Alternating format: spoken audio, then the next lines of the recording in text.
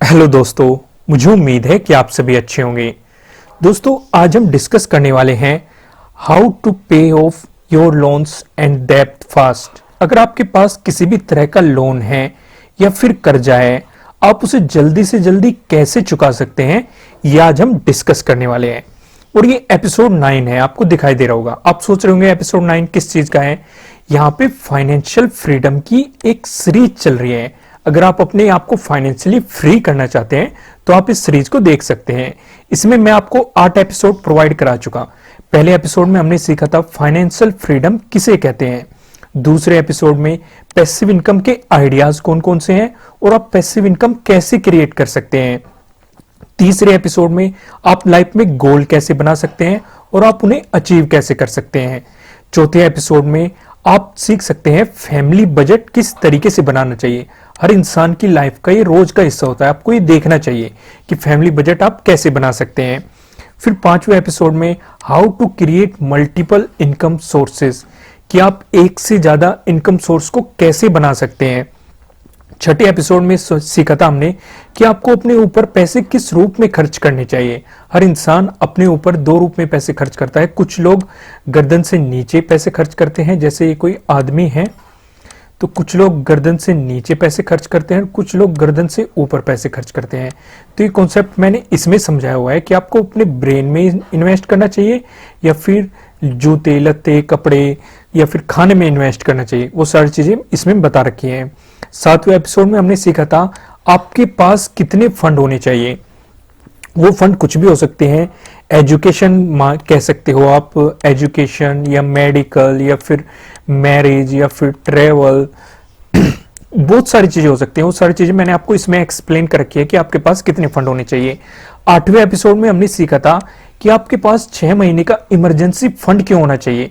Emergency fund क्या होता है ये भी हमने उसमें समझा था। इमरजेंसी फंड प्लानिंग कैसे करते हैं ये भी हमने उसमें समझा था। और आपको इमरजेंसी फंड किस तरीके से इकट्ठा करना है ये भी हमने उसमें समझा था। अगर आपने इनमें से कोई सा भी एपिसोड नहीं देखा तो इसका लिंक आपको नीचे डिस्क्रिप्शन में मिल जाएगा। वहां पे फाइनेंशियल फ्रीडम के नाम से आपको एक सीरीज मिलेगी जिसके अंदर आप जाके कोई सी भी वीडियो देख सकते हैं और अपने आप को फाइनेंशियली फ्री बना सकते हैं। फिलहाल आज हम डिस्कस करने वाले हैं एपिसोड नंबर 9, जो कि है हाउ टू पे ऑफ योर लोन्स एंड डेब्ट फास्ट, कि आप अपनी लोन्स को या फिर कर्जे को जल्दी से जल्दी कैसे चुका सकते हैं। सबसे पहले मैं आपको एक सीधी बात बताता हूं, इसे ध्यान से समझना। बहुत सारी वीडियोस में या आर्टिकल में आपने समझा होगा कि अपने खर्चे कम कर दो या फिर अननेसेसरी प्रोडक्ट को परचेज मत करो या फिर जो आप अलग से खर्चे कर रहे हो वे कम करना बंद कर दो, या फिर अगर आपके पास कहीं से अचानक पैसा आ जाए तो उसे तुरंत लोन में डाल दो या फिर कर्जे में दे दो, और आप क्रेडिट कार्ड का बिल्कुल भी इस्तेमाल मत करो।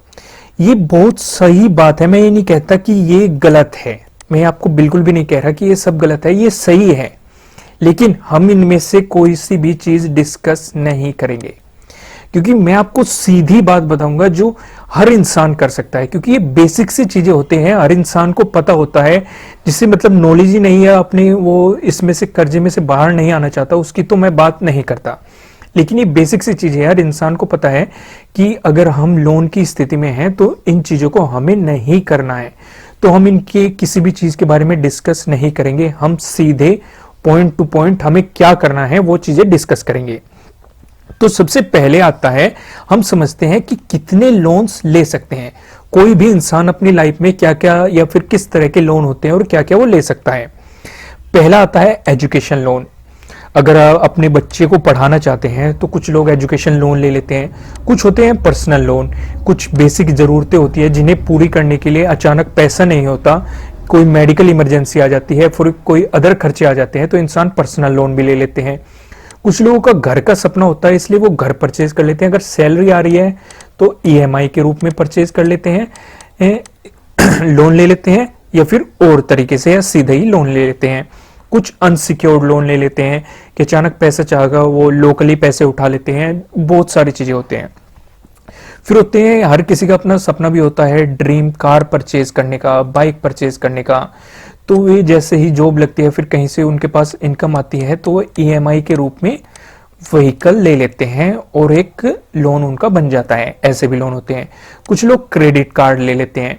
तो इतने तरह के लोन कोई भी इंसान ले सकता है। जरूरी ये नहीं है कि आपने सारे ही ले रखे हो सकता है आपने सिर्फ 2 ही ले रखे हो, या फिर सारे ले रखे हो, या 3-4 ले रखे हो, कोई भी हो सकता है। तो मैंने आपको एक बेसिक सी बता दी कि इस तरह के ज्यादातर इंसान लोन अपनी लाइफ में लेता है। तो आपको लोन की डिटेल पता लग गई। अब हम सीधे चलते हैं।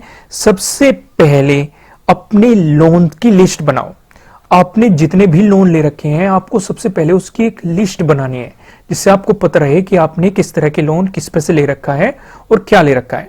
अगर आपने पर्सनल लोन ले रखा है, या फिर होम लोन ले रखा है, या फिर व्हीकल लोन ले रखा है, अगर ये 3 ही लोन ले रखे हैं तो ये लिख लो कि आपने पर्सनल लोन लिया, होम लोन लिया, व्हीकल लोन लिया। हो सकता है आपने एजुकेशन लोन भी ले रखा हो अपने बच्चे की या पढ़ाई के लिए, या फिर अनसिक्योर्ड लोन ले रखा हो, या फिर क्रेडिट कार्ड ले रखा हो, कुछ भी ले रखा हो, आपको उसकी एक लिस्ट बना लेनी है जितने भी आपने इसमें से ले रखे हैं। फिर इससे अदर भी कोई किसी तरह का आपने ले रखा हो तो उसकी भी आप एक लिस्ट बना लो। आपको एक लिस्ट बनानी है। इससे आपको मतलब पता लग जाएगा कि आपने किस तरह के लोन क्यों ले रखे हैं। अब क्या करना है, आपने लोन्स तो आपको पता लग गया कि आपने कौन कौन से लोन ले रखे हैं, उनका क्या इंटरेस्ट है वो भी आपको इनके सामने लिखना है, क्योंकि तभी तो हमें पता लगेगा कि किस लोन में हमें ज्यादा पैसा देना है, किस में कम देना है। वो सारी चीजें हम यहाँ पे डिस्कस करेंगे। जैसे अगर हम क्रेडिट कार्ड की बात करें तो इसमें सबसे ज्यादा होता है 12% to 29% पर एनम तक हमें इसमें लोन देना पड़ जाता है, depending on user profile. User की प्रोफाइल क्या है उसके अकॉर्डिंग हमें इसमें ज्यादा पैसा मतलब ज्यादा पैसा देना पड़ जाता है इंटरेस्ट के रूप में।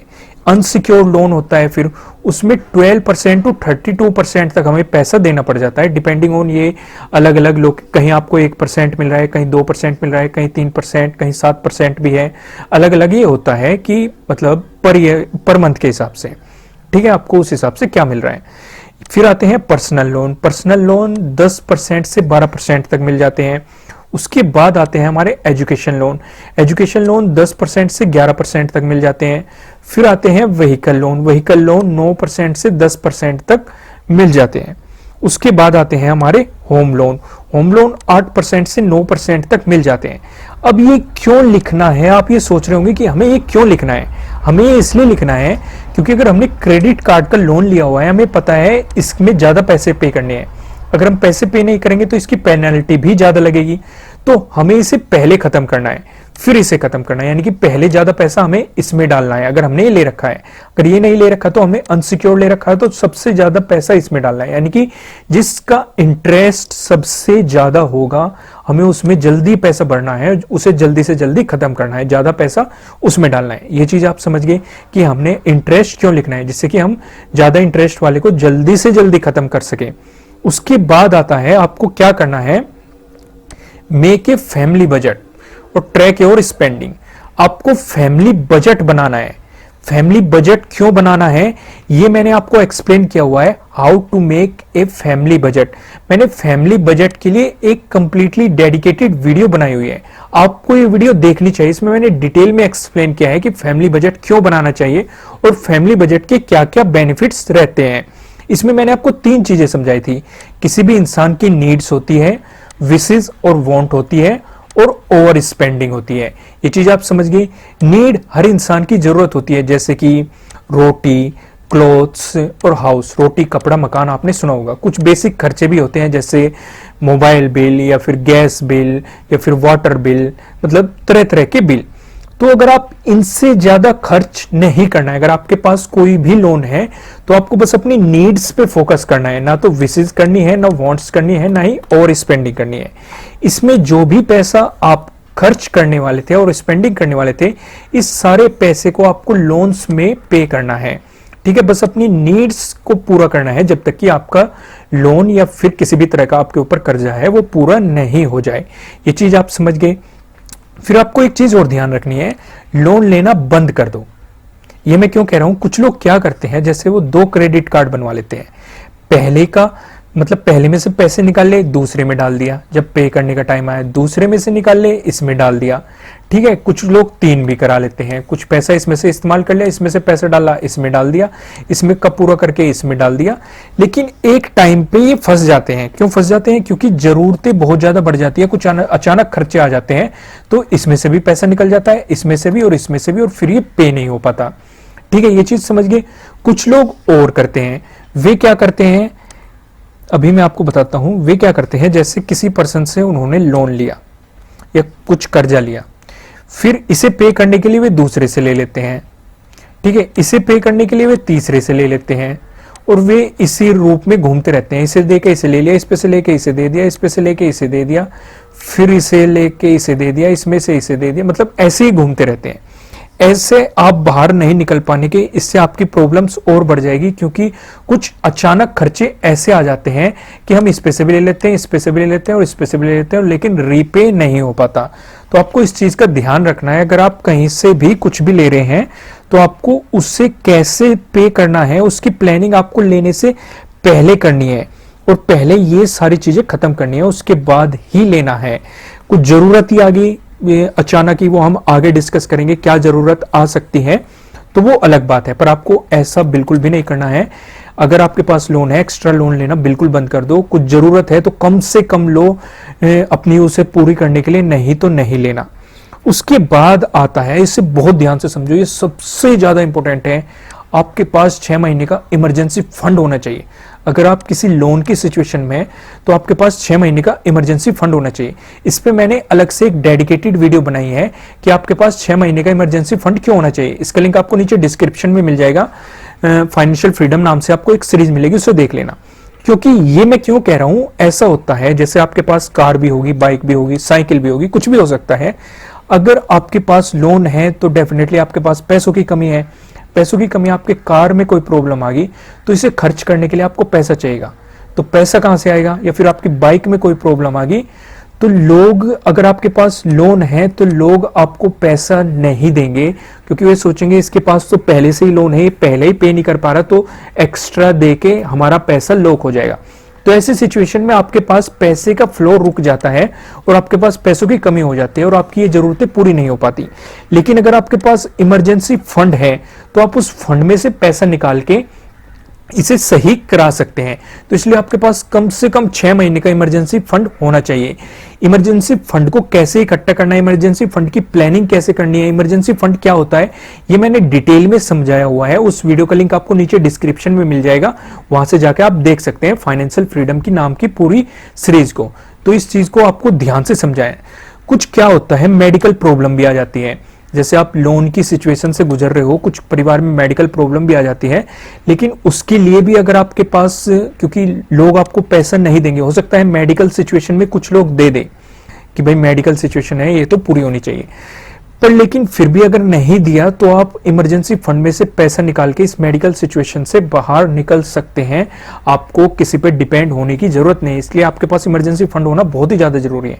आपको कहीं अचानक ट्रेवल करना पड़ जाता है, किसी कारण से अचानक जाना पड़ जाता है, लेकिन अगर पैसा नहीं है और लोग देंगे नहीं, क्योंकि डूबती नाव में ज्यादातर लोग उसमें सवार होना पसंद नहीं करते, तो इसलिए आपको ये सारी जरूरतें कहां से पूरी होगी, इमरजेंसी फंड से पूरी होगी।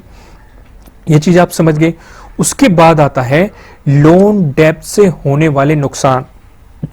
जब भी किसी इंसान पे कोई कर्जा आता है या फिर वो लोन ले लेता है तो उसके बहुत सारे नुकसान होने शुरू हो जाते हैं, जैसे कि वो स्ट्रेस में रहना शुरू कर देता है, जिससे बहुत सारी बीमारियां उसके अंदर जन्म ले लेती है। Depression, hypertension, blood pressure, anxiety, उसकी प्रोडक्टिविटी कम हो जाती है काम करने की, उसकी अटेंशन भी कम हो जाती है किसी भी काम को अच्छे तरीके से करने की। डोमेस्टिक फाइट होती रहती है घर में, मतलब क्लह होते रहते हैं कि पैसों की तंगी के कारण पारिवारिक मसले हो सकता है, हस्बैंड वाइफ या फिर पेरेंट्स के साथ, या फिर कुछ भी हो सकता है, ये चीजें बढ़ जाती हैं। तो इसलिए आपको जल्दी से जल्दी इन सारी चीजों से बचने के लिए आपको जल्दी से जल्दी इस सिचुएशन से बाहर आना है और अपने आप को इन चीजों से सुरक्षित करना है। ये चीज आप समझ गए। इतने सारे आपको नुकसान उठाने पड़ सकते हैं अगर आपके पास किसी तरह का लोन है। अगर जो लोग इस वीडियो को देख रहे हैं डेफिनेटली उनके पास लोन या कर्जा होगा किसी ने, और उन्होंने इसमें से बहुत सारी चीजों को मतलब फेस किया होगा, तो वे इसे रिलेट कर सकते हैं। अब क्या होगा अगर आपके पास 6 महीने का इमरजेंसी फंड है, इस चीज को ध्यान से समझो। मैं आपको क्यों कह रहा हूं कि आप इमरजेंसी फंड वाली वीडियो को नीचे डिस्क्रिप्शन में जाके देखिए, क्योंकि अगर आपके पास इमरजेंसी फंड है तो आप इन सभी से छुटकारा पा सकते हैं। आपके पास स्ट्रेस कम रहेगा, क्योंकि आपको पता रहेगा कि मैं सरवाइव कर सकता हूं अगर मतलब कुछ प्रॉब्लम आती है। डिप्रेशन कम रहेगा, हाइपरटेंशन कम रहेगी, ब्लड प्रेशर कम रहेगा। आपकी प्रोडक्टिविटी भी देखो कम तो रहेगी, पर इतनी कम नहीं रहेगी कि पैसा ही ना हो बिल्कुल भी। डोमेस्टिक फाइट कम हो जाएगी, क्योंकि जब भी पैसों की जरूरत होगी तो आप इमरजेंसी फंड में से इन डोमेस्टिक चीजों की मतलब अपनी घरेलू चीजों की पूर्ति कर दोगे। तो ये चीज आप यहाँ पे से समझ गए कि आपके पास 6 महीने का इमरजेंसी फंड क्यों होना चाहिए। इमरजेंसी फंड को कैसे कैलकुलेट करते हैं वो मैंने डिटेल में समझाया हुआ है। अब आपको सारी चीजों को छोड़ना है, कुल 3 चीजें दिमाग में रखनी है। अगर आप अपने लोन को पे करना चाहते हो तो बस 3 चीजें ध्यान में रखो। पहला, सबसे पहले ज्यादा इंटरेस्ट वाला लोन चुकाना है आपको। ये चीज ध्यान से समझिए, मैंने आपको बता दिया आपके ऊपर किसी भी तरह का लोन हो जिस पे ज्यादा इंटरेस्ट है वो लोन सबसे पहले चुकाना है। पहली चीज होगी ये। सेकंड क्या होगी, आपको एक फैमिली बजट बनाना है, क्योंकि जब आप फैमिली बजट बनाएंगे तो आपका पैसा ऑटोमेटिकली बढ़ना शुरू हो जाएगा और आप जल्दी से जल्दी इसे लोन में डाल के उसे चुका सकते हो।